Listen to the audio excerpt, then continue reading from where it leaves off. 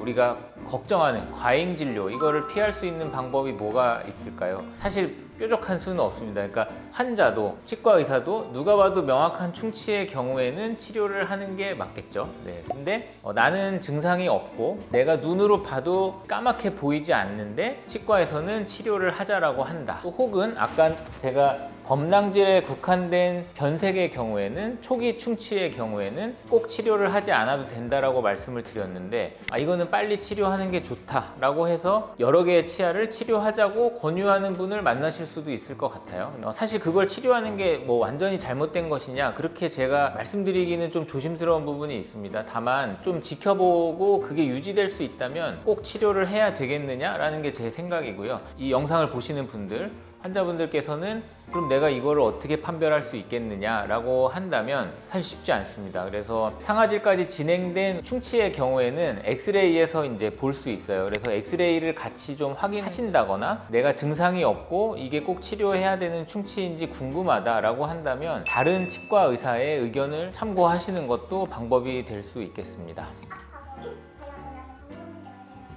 두 가지 다 가능해요. 이 부위가 아파요 라고 얘기를 하면 그 부위를 엑스레이를 유심히 봤을 때 여기 충치가 있네요 라고 진단을 하고 치료를 하게 되고요. 이제 문제는 안 아픈 거예요. 안 아픈데 정기적으로 치과에 와서 체크를 했는데 엑스레이 상으로 충치가 생겼어. 그러면 얘기를 하겠죠. 입안을 들여다 봤을 때 치아 밑으로 충치가 생긴 것이 관찰이 됩니다. 그러니 치료를 하시는 게 좋겠어요 라고 얘기를 했을 때 나는 괜찮았는데 꼭 치료를 해야 되나? 라는 생각이 드실 수 있겠죠.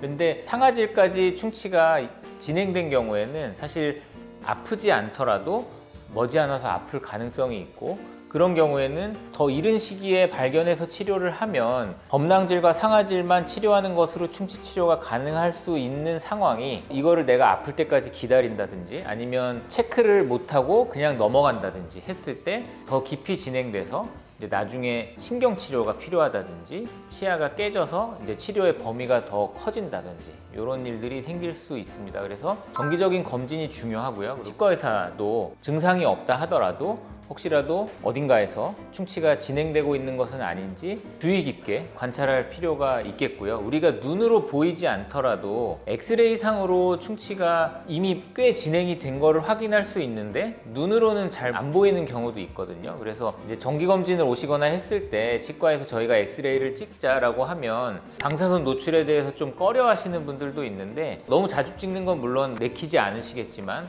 치과를 방문한 간격이 어느 정도 된다면 엑스레이를 찍어서 초기에 충치를 발견하는 것이 방사선에 노출되는 손해보다 충치를 이른 시기에 발견해서 치료함으로써 얻는 이득이 더 크다라고 얘기할 수 있겠습니다. 그쵸, 엑스레이 판독이 일반인의 영역은 아니긴 한데요. 어느 부분이 충치냐라고 했을 때 보통 제가 이제 설명드리는 방법은, 우리가 치아가 이렇게 혼자 있는 게 아니라 나란히 있잖아요. 그러면 예를 들어서 치아가 이렇게 두 개가 있을 때 엑스레이 상에서는 이 부분은 이제 까맣고 하얗고 하얀 이런 테두리 같은 게 보여요. 정상적인 범낭질은 엑스레이 상에서. 근데 얘가 충치가 생겼다라고 한다면 이 하얀 테두리의 일부가 새카맣게 변해 있는 것을 볼 수 있습니다. 그래서 그 새카만 충치가 치아 표면의 하얀 테두리, 엑스레이 상에서 보이는 하얀 테두리가 옆에 멀쩡한 치아랑 느낌이 다르다. 회색 부분으로 해당되는 부분이 옆에 치아보다 더 새카맣게 보인다 라고 한다면 그거를 충치라고 판별할 수 있는 거죠. 근데 두 개의 치아의 엑스레이가 너무 비슷하다? 그러면 충치가 아닐 수도 있는 거고. 그렇습니다. 오늘은 이렇게 치아의 형태를 통해서 충치가 어떻게 생기고 어떻게 진행되고 우리가 치료를 할지 말지, 그리고 그냥 뒀을 때 어떻게 되는지 이런 것들에 대해서 좀 알아봤는데요. 영상 시청하신 분들한테 도움이 좀 되었으면 좋겠습니다.